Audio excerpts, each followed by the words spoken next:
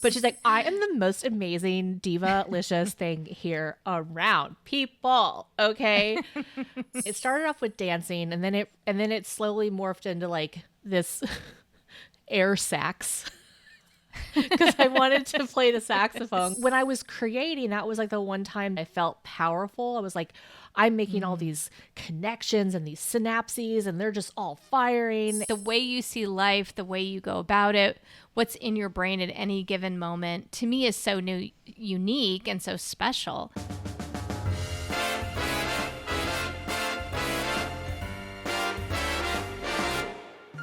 Welcome to Sisters. Oops, I already forgot. I'm supposed to say hi to you first. Hi, Michelle. Hey, Megan Rosey. Hi, Michelle. Welcome to Sisters, a Rosie's Brain podcast. And we are talking all things neurodivergent, neurospicy, neuro beautiful. And we're really focusing in on your ADHD-ness right now. We're going from a book called Driven to Distraction, and I'm picking usually a topic from that or a symptom of some sort. Then we like to dig into that brain of yours and see how it might apply to you. We love to then like kind of look at strategies and then ask our community what strategies they may have. So, all right, today, are you ready, Megan Rosey? Yes, I am, Michelle. Okay, first of all, it was your birthday. Happy birthday. Thank you. Did you have a great time? I did. I had a wonderful time. Brian made a cake for the very first time ever. Oh, wow. He did so good. Yeah. And it was delicious. Amazing. He's a cook usually, not a baker. So yeah, he's the cook and I'm the baker. So he was like, but he knew that since you guys weren't going to be able to be here for my birthday, he's like, I wanted to make it special. Oh, that's so cute. Sweet. Good Good job, Brian. Yes. Okay, so here's our topic for the day. Okay, one of the symptoms they say, and we've been talking about all these different symptoms, and a lot of them, there's challenges around it, but this one I really like. So this one is saying that most people with ADHD are highly creative. Okay, right? Attention deficit hyperactivity disorder, they often say. But when we're looking at this, right, highly creative, intuitive, highly intelligent. Ooh. And there's quote unquote something special about them. Something special about them. Yeah. And I don't know. I wanted to like think back, because you did so many creative things as a kid. Yeah. I mean, so many. You still do, right? You're always creating something. But I wanted to think back to when you were little. And I really have this memory of you. You were my half birthday present because we were born exactly 6 months apart. So maybe if people know us, they might know that. But for anyone listening, we are 7 years apart. Seven and a half. Yeah, exactly. So my birthday, February 24th, yours August 24th. And I actually thought you were my present. I mean, you remember vividly being at our aunt's house and being like, oh, she was born on my half birthday. She was my present. So, okay. So ever since you were little, our mom always said you were really kind of quiet and shy until you were 1.5. Really? Yeah. I was talking to mom about it because we were remembering when you were born, and she was reflecting on it yesterday. Aww. And she said she remembers very vividly, all of a sudden, this little butterfly came out of her cocoon. Because she said you were the easiest baby. Me? I know. She's like, she was quiet. She was sort of demure. That's a term right now, right? Like just very low level, low key until you were 1.5 years. And then she said, the butterfly came out of the cocoon, never to be put back in. So I was thinking about this beautiful butterfly of you and your brain. And I was thinking about when you used to be kind of in your head telling all these stories. And there were all kinds of stories going on, and one of them you wrote about, but I thought we could talk a little bit about it today. You started doing some more writing, and one of your writing was all about how you would have this picture of having the Glenn Miller band in your mind at school. And I was thinking like this highly creative, highly intelligent kid who many people thought were just sort of staring off and not thinking about anything, was actually having this whole beautiful thing going on in their brain. I thought maybe you could take us through that a little bit today. Like when you think back of that, what was that like? Well, I think it started because I didn't fully understand people. So I loved watching Turner Classic Movies. Like they had that was like the one of the few channels that we got for some weird reason. And Mom loved watching old movies, and that was like a special time to be able to connect with her. So then I loved watching them. But then I really, really loved the jazz, the big band music. That was probably my all-time favorite. And it was Jaja, who was our grandfather. Jaja is Polish for grandfather. He loved big band as well. And so he brought me this CD of big band music and started dancing with me. And I just felt very special because it was something that he brought for just me, because he knew I liked that music. And I think a lot of times, like I picked up what other people liked in order to feel like I was connected with them. And, like I loved cows forever when I was younger, because this one lady that Mom worked with was so kind to me. She was like the only person who was just let me unabashedly be myself. And she loved cows. And I figured, well, if she's awesome, then I will be awesome and I will do whatever she does. So is that why you had the cows? Because of Diane? Because of Diane. Oh my gosh. Yeah. How funny. I did not know that. Yeah. I thought you genuinely loved cows. I mean, you did grow to like them, I think, but that wasn't your... Wow. No, it was... Yeah, and that was kind of a running theme through a lot of my life, was that the things that I liked were because other people that I really cared for liked them. And I don't know if that was a defense mechanism or it was just like a way that it's how I connected with people. But, it's a lovely thing to a certain point. And then you don't know like what you actually like versus what you think you should like. So, but in the beginning, it started off as just like an appreciation. Like I wanted to get closer to Jaja. So like I really invested in being like the big band music. And then I thought I was just so cool and mature because I was this little, young kid who loved big band. And it was like such an old person's thing.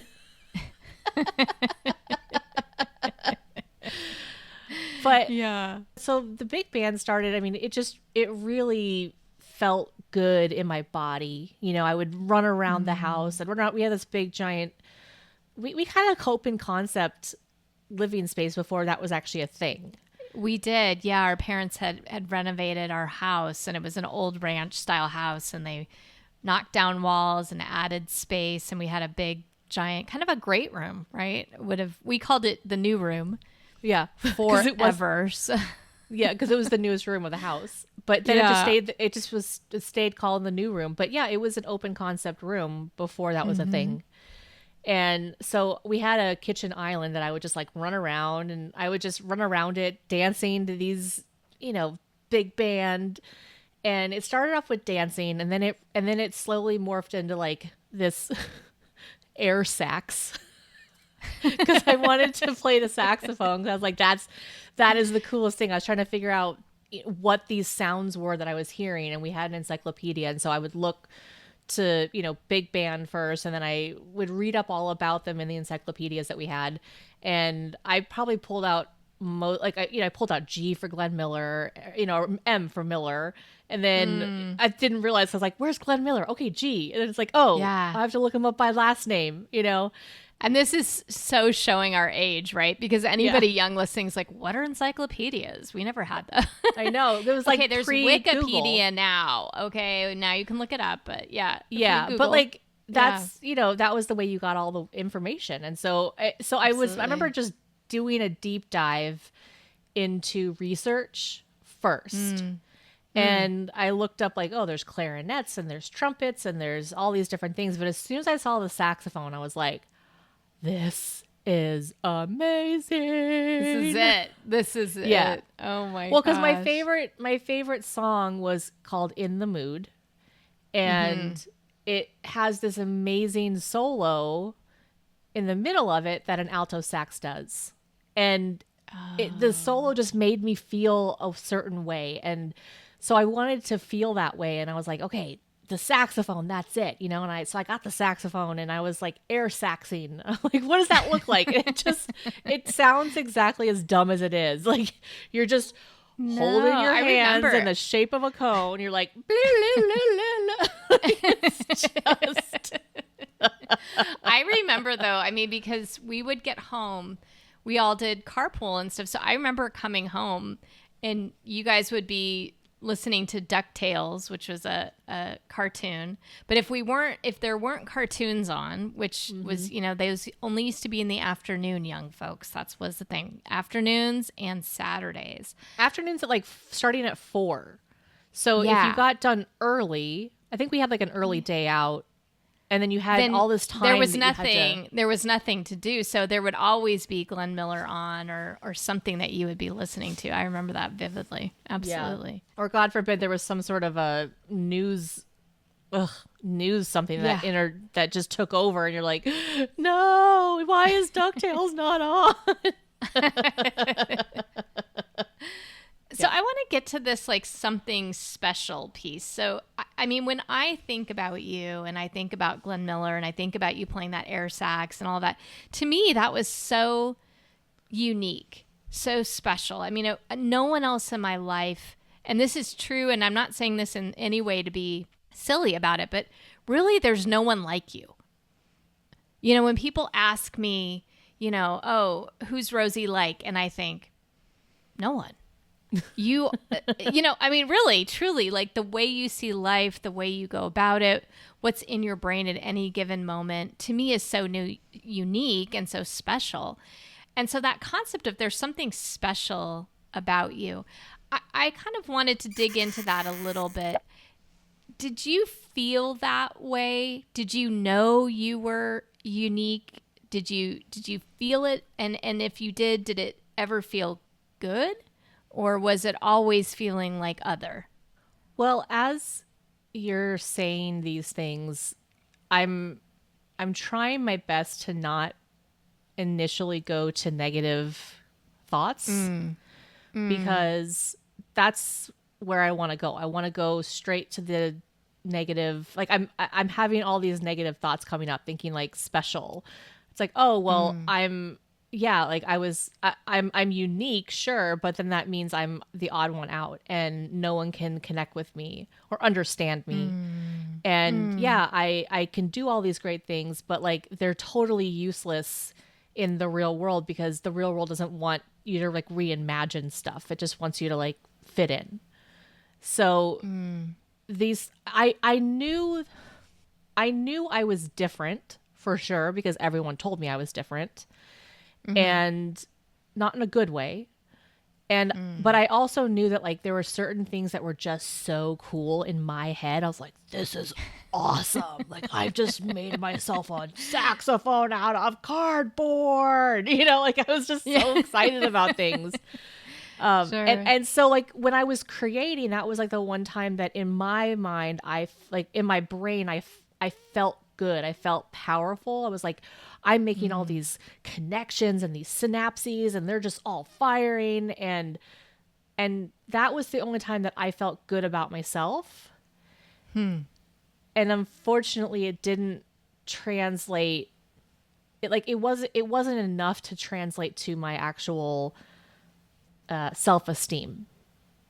Got it. So you had an awareness that you had these abilities or this sort of superpower underneath, but it didn't make a connection to how you felt about yourself or how you saw yourself.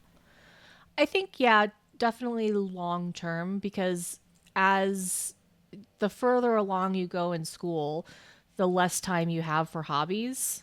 And so the less time I got to actually spend feeling my brain doing amazing stuff. I was just feeling my brain doing really terribly in all the things I was supposed to be doing. So it didn't translate to me that I was special, like as I got older. Like young Rosie, when we talk about like my little inner children, Rosie knew that she was special. Rosie was like, I'm a bad. Well, she doesn't know that word, but she's like, I am the most amazing diva-licious thing here around, people. Okay. Like she's totally Jonathan Van Ness. She's just like, yes. And wait, he's the one from Queer Eye? Yeah, the new Queer Eye. And he's the hairstylist guy? Yeah. Look I know something in pop culture, Michelle! Meg. Are you excited? Oh! So proud of you. Thank you. Yeah, so you were that confident at that age. Yeah. And knowing that specialness was there and you felt good about it. Yeah. And then you went to school. Then I went to school. And then Tallulah, who's the middle schooler. Mm-hmm. We love Tallulah Jones is your inner middle schooler. She's sassy. She's sassy. She's such a middle schooler. And the good and bad side of Tallulah is that Tallulah wanted to fit in. And so Tallulah recognized that Rosie was just too odd, and that if Tallulah was ever going to fit in, she had to keep Rosie at bay. And she had to hide Rosie and lock her in a box. And it's not Tallulah's fault. That was just her way of surviving. Yeah. But yeah, that's a skill she knew how to deal with this situation. Yeah. Yeah. So I think the problem, the hard part for me was that because Rosie was shoved in this box for so long, Tallulah couldn't feel the extreme power the full power that she had. That Rosie had. Yeah. Or even that Tallulah had. Yeah. That Tallulah had. Because if Tallulah had integrated Rosie, she would have felt much more secure and safe with herself. And I'm talking about them like they're not me, but they are. It's easier for me to talk about it sometimes because it's not just, it's a little bit easier to talk about. So Tallulah played the saxophone, and she was really good at it. But the one thing that she wasn't good about when it played, she could learn something and recite it and do it and play it over again, but she couldn't improv on a sax, which I think is really interesting because that is the creativity part, right? The creativity part of taking these scales. You take a scale that you've already know, and then you can improvise the notes based off of that scale. And you have to have creativity in order to improvise. But at that point, my creativity had been locked away. So I could replicate and I could still create in the way that most people create, but I couldn't. Well, I wasn't creative, if that makes sense. Mm-hmm. I don't know. Am I making any sense right now? Yeah. I mean, I think you're saying, I think so. Let me see if I can kind of say what I'm hearing is that in order to fit in, the way your brain naturally wanted to think about life and think about things and put these disparate pieces of information together and really just didn't feel safe to do. And so your inner middle schooler said, knock it off. You don't get to say these weird things anymore or do these things that other people don't understand. And you need to conform. Yeah. You can be creative to an extent by replicating other people's creativity, but you can't come up with your own. Right. Yep. That's right. You can replicate, but you can't create your own anymore because it's just you're too other. And at the time, I really wanted to have friends and I wanted to learn how to be a part of a group. And that was the hardest part about that is that the friends I did make, because I was constantly keeping myself down, they didn't like me for who I actually was.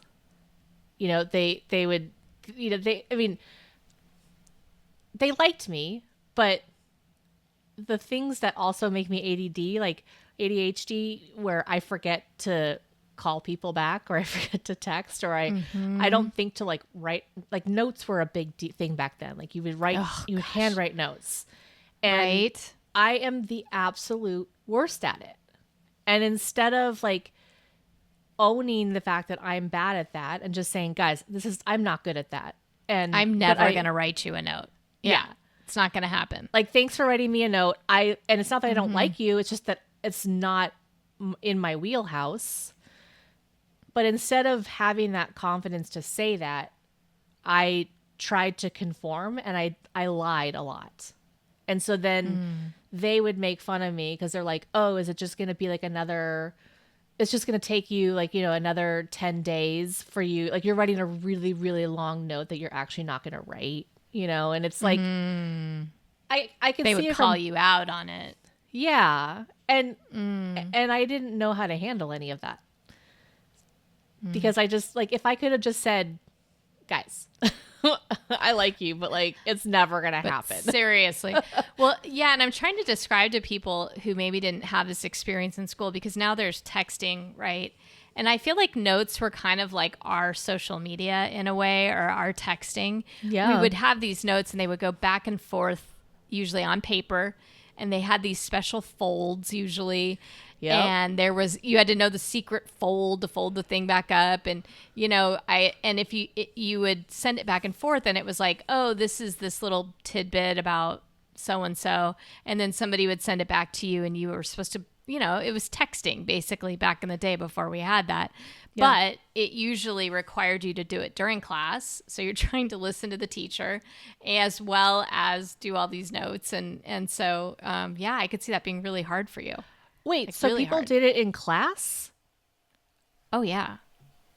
Oh, that's how they had so much time. You're just figuring this out. I wish everyone could see you on the video right now. Your face is like, what? Like, you've just blown my mind, Michelle. Mind blown. Oh my gosh. Oh my gosh. Well, because okay, so I'm trying to imagine writing a note in class. I would not be able to do that physically. The process of having something being said into my ear and then having to write down something completely different. You know, yeah. I have to turn off the radio if I want to talk to somebody. Like, I have to turn off, you know, I can't have music with lyrics playing for too loud in order for me to have a conversation or to write. So no wonder I couldn't do it. Like, they're doing it in class. Like, oh, that makes sense. But you thought they just had these magical portals of time that they like somehow in between classes were writing to you. Or they went home. I thought they went home and wrote when they went home. And they would give it to me at some point. I didn't realize they were doing it in class. No, yeah, right in class, Meg. Oh, you sweet thing. Okay, I'm bringing us back for a minute. So this idea, though, of being special, I feel like you have actually started to reclaim. Yeah. And I was sort of wondering what strategies you might be using to reclaim that little Rosie that knew that she was special. And I know it's not every day, because I know even bringing this up made you kind of go negative initially, even in this podcast, right? So, yeah. But what have you been seeing as maybe helping you with this? Well, therapy was the first thing. Lots of intensive therapy. That's fair. Yeah. I think that it's not a weakness, you know, to go and say I need help, because there's a lot of stuff in life that's really challenging. Even if you've had an idyllic life, you still have your own challenges. So I'm glad that therapy has become more open and accepted. And if there's one thing that I could impart on anybody who's looking to get a therapist, is that you have rights when it comes to the type of therapy that you want. And I don't believe that every therapist fits every personality. And it's okay to shop around, like you go into it. If you're thinking about therapy, or maybe you're in a therapist relationship right now and it's just not working out for you, you have the right to go and audition other people. And I think when my therapy really started to get better, when I started to get better, was when I started to find people and I said, look, here's what I need. For me personally, I needed someone to validate me through everything I was saying, because I didn't validate Rosie. Everyone was invalidating me and the inner children inside me. So I said to my therapist, I need you to validate me, if that's something that you can do. And she said, yep, I can do that for you. And that in itself, just that consistent every single time she's validating everything I'm saying, that has what really, really, truly helped me to kind of come out of this dark place. And we joke about it, but I was like, I'm like, Samaya, Samaya's my therapist. I'm like, I really I didn't have a lot of self-esteem back in the day. And she's like, really? You didn't? I was like, I know. Can you believe it? And we joke about this a little bit, but these things that I just didn't realize when I first met her to now, it's just a huge bit. I mean, that's probably the biggest thing that's the biggest strategy I have.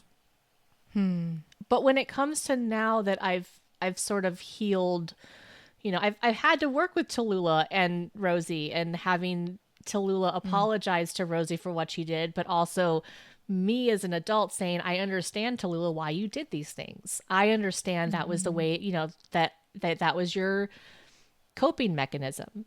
And so you're not to blame, but we have to accept where we were, what we've done, and allow for Rosie to come out now. And so, part of it was that, like, remember I had a sweet 16 party when I was 30? Yes, I do remember because I had that. never allowed myself to just be full pink goddess wearing my dress that I always wanted to be. Like, I wanted to always be in a twirly dress. And I got in my head that was not okay. And so when I turned 30, I took you and Anne and we went to have a sweet 16, and the guy who was helping us probably thought I was nuts, but I didn't care, because I was like, it's my sweet 16, everyone. It's so, you're talking about therapy and, really owning that part of yourself. And I agree so much. And I think it's so great. I know you were sort of the first in our family to do it. And then I followed sort of pretty quickly thereafter. There was a lot of things that I think was helpful for me as well. And I always tell students in my class, I'm like, listen, you go to the dentist, right? You go get your teeth flossed. You got to go get your head flossed. You got to just take time to figure it out, because the reality is that this is just this one life we have, right? And it's not always going to feel that way, whatever that way is that you feel in this moment. But if you don't get other tools, then like the Tallulah Jones portion of your inner self could take over for many, many, many years, right? Beyond what is reasonable. And you won't grow if you don't take a time to be able to figure it out. I know that that's really helped our relationship so much, is figuring our own things out. And then having these kind of conversations. I wonder if having these conversations has helped you to also see how special you are. Yeah. I mean, it has. Like, I think if you go back and listen to some of the first podcasts that we did, I'm so overwhelmed with emotion, because I'm shocked that somebody wants to spend time on my brain and on me. And so that's a very validating thing. But also, as we're talking about it, just having the validation of like, oh, that thing that I did, oh, that's really cool. Like, oh, you took two puzzles and put them together. Well, yeah, doesn't everybody do that? I just think that, like, doesn't everybody think this way? And to kind of recognize these things that I didn't even realize were part of my ADHD. There was one thing I remember we were like, I was like, that's a symptom. Like, I'm figuring That's because this stuff of this? out. Oh. Yeah, like, oh, I guess that makes sense. I just hadn't really Yeah. considered that being a part of it. But really just that was the other strategy I was going to say, is that having somebody in your corner that is going to advocate for you and be your cheerleader. Because I think that's another thing that I've come back with you about, is that I feel like you're cheerleading me on and saying, yeah, that's right. You go do this. Like, go and follow your dreams. Hey, if you need to make money, let's figure out how you're going to make money that works for you and not for whatever you think it needs to be. And I just, having that extra person to talk out loud to, because I don't think in my head, because my head is going a million different miles an hour. But when it comes to these like very specific adulting, executive functioning, I need a butler type of thing, having that person who can support you and bring you back and remind you of what's going on, like, that is been instrumental in me staying on path. And I'm very curious to hear from our community as well as to what, if they have found ways, right? Maybe they're still searching for those ways. I think we all are. I don't think that that's ADHD specific, by the way, that it's hard to remember how valuable we all are. I just think it is harder when you have been told your whole life that who you are isn't special, or who you are isn't right in some way, right? Is other in some way, so consistently. Yeah. I mean, that's very different. Your experience going through life was so different than mine, right? In that sense, I was on the train, on the track usually. And so I was getting that validation pretty regularly in the different things that I was doing. So I'm curious what our community might have found as being helpful as well.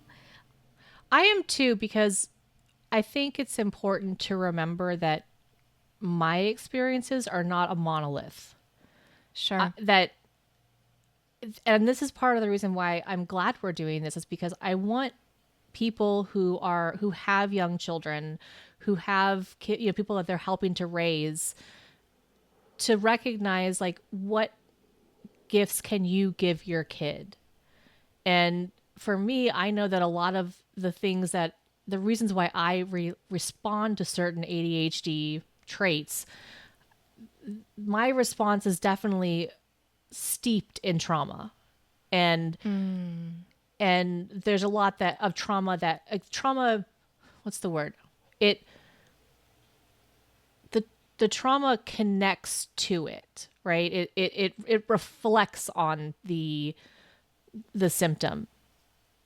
And that wouldn't be the case had we had the knowledge when I was younger, because I think that all of you guys, Mom and you and Mike, all of you, have the capability and the care for me to want to see me succeed. We just didn't have the knowledge of how to help me succeed. And or the steps of, like, how to be curious about it, right? Like, it was just a totally different beast back in the day. Well, it also comes from the term, right? Like, disorder. You're supposed to fix you, not supposed, like, we're supposed to change you fundamentally, right? Is partly that framework that we come from sometimes. Yeah. Or used to come from. And the more I'm getting older and recognizing, like, I really do enjoy the fact that my brain thinks in weird ways. Like, it just, I do enjoy that. And I hope that this, podcast and this business that we want to develop, it can help me to show more of that, to allow more of that brain crazy, awesome. I shouldn't say crazy, but, like, maybe I'm reclaiming the word crazy. But just silly and loving and all of these things that are in my head, I want them to be able to come out for people to see. And, I you know, love that's that. something that you and I had talked about, was like, what's the core values? And I was like, the first thing has to be silly because it has to be silly and it has to have heart, because those are the two things that the rest of it will come. You know, you and I are intellectual in and of itself. We can't help it. But making sure that silly and loving is a part of all of things that we do has to be a priority. And I think we kind of make decisions as well about anything we're talking about or anything that we're putting together. Like, I know we've spent some time on the website, and a huge piece of it is really making sure that, does this work for your brain? So if you go to rosiesbrain.com, you'll see that there's a whole bunch of coming soons.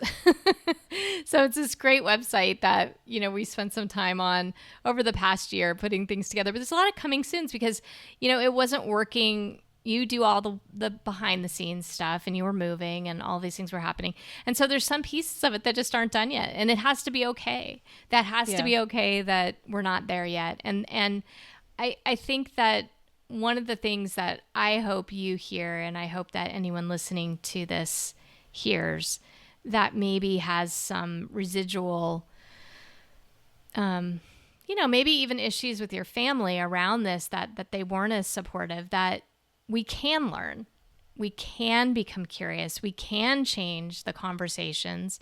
And I've seen in the past 9 months this huge transformation in you, Rosie. And it's so fun.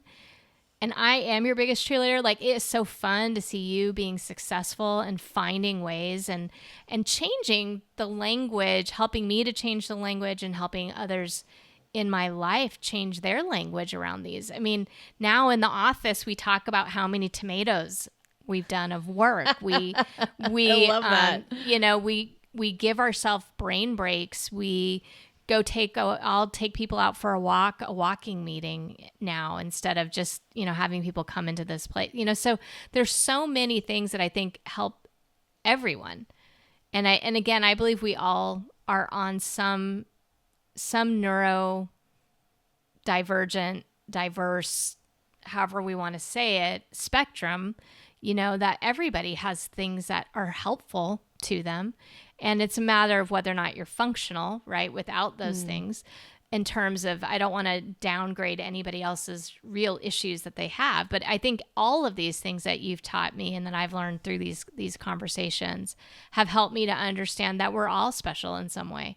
We all have these special needs that sometimes make us who we are, but also can hinder us from being the fullest version of ourselves. Yeah. And this, I think that if like our community, if someone who's listening feels the same way that I do, or similarly, where they're trying to find somebody who is on their side or is a cheerleader for them, but maybe just doesn't fully know how to cheerlead in the right way. You know, I think about that when I think of you, Michelle, because like, you have forever been a cheerleader for me. And in a lot of times in the past, it's just not worked because we didn't have this language to communicate.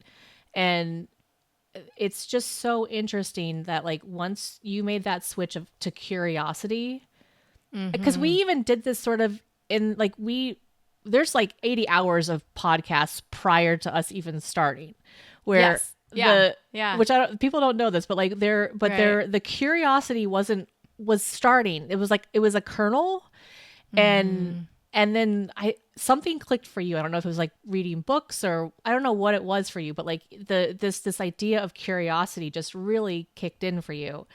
And it's just, I think, deepened our relationship, because for me anyways, it's deepened my relationship to you, because I feel like you're connecting with me in the truest form for me. Whereas I'm not just doing, like we talked about at the beginning of the podcast, I'm not just doing what I think that you want to do and liking what you like because I want to connect with you. Like, I feel like you're truly connecting with me and what I enjoy doing, and curious as to what the person I am is. And if that's so, oh, go ahead. Sorry.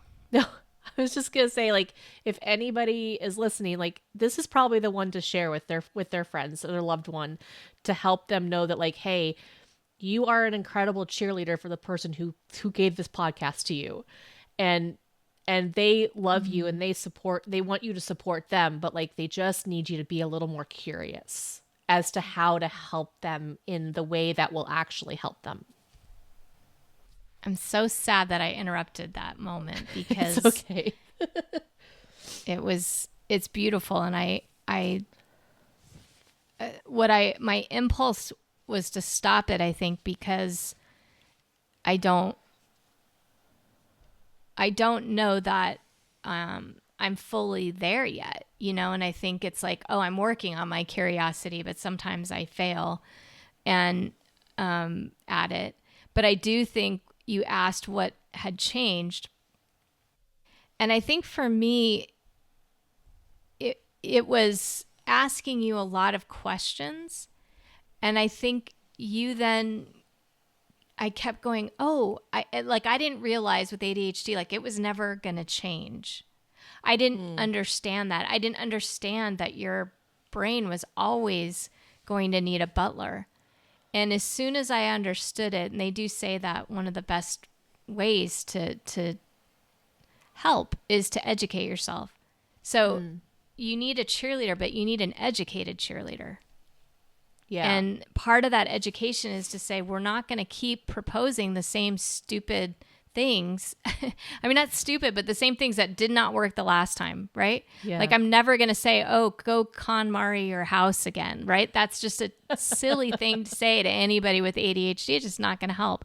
But if you're not educated, then you can't always know what the next thing is. And by asking, I also feel like you got more honest.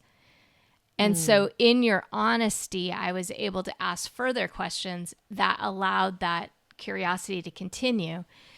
And before, you would just sort of, yeah, me. Sure, Michelle. Okay, we'll try that. Yes, Michelle, we'll try that. We'll do that. And now it's like, oh, no, this isn't about me figuring it out for you. This is about me figuring it out with you, maybe, and or listening to what you've already figured out and help support it. Yeah. And so I think it's just you're the driver now. And I think that is why I was sad I interrupted earlier, because you were driving that and I stuck a wrench in it. And then I think that's sometimes what you can do. Sometimes, even if your best intention is to support and cheerlead, sometimes you can stick a wrench in it and not mean to. Yeah. And it's nice that, like, we're learning it in real time. We're recognizing these things. And I like what you said about it being an educated cheerleader, because that is true. It's like, you've always been a cheerleader, and you're right. Like, a lot of times would be like, okay, sure, I'll try that. Like, I know, Michelle, like, I've tried that. It's not gonna work. But I didn't want to say that out loud because I didn't want you to stop cheerleading for me. And so now, like, when you're asking me things, like, it's great because you're asking, like, well, would this work for you? And, like, you just keep bringing it back to, like, what makes the most sense to you? And it's less about, like, coaching and more, you're like, maybe before you were actually more of a coach, right? And now you are just like a legit cheerleader, like, let's go, let's bring it on, And the great thing is, you don't have to be perfect, Michelle. Like, that's the beauty of it, right? I just keep thinking, like, about marginalized communities. And when you look at, like, the deaf community, they don't care that you can't sign perfectly. They're just happy that someone who is hearing wants to learn a little bit of their language and wants to try to use it with them. And they're just grateful for any bit of help and curiosity into their culture. And I think that's what I see with you. It's like, I'm just grateful that, like, you have this curiosity. And yes, if things don't go the way that we want to, like, I mean, I'm going to screw up too. How many times have I had to text you and be like, sorry, Michelle, I was a little, like, I mean, it just, we just, Absolutely. It's about how you repair ultimately. Absolutely. Absolutely. Well, I just appreciate this conversation. I appreciate you allowing me to be curious, to stay curious, and to keep talking each week, because I keep learning something new, some nuance. Either, sometimes it's something that's so subtle it's hard to even describe what we get out of these conversations, but I just appreciate you so much. Well, I appreciate you too. Love you. I love you too. Bye. Bye.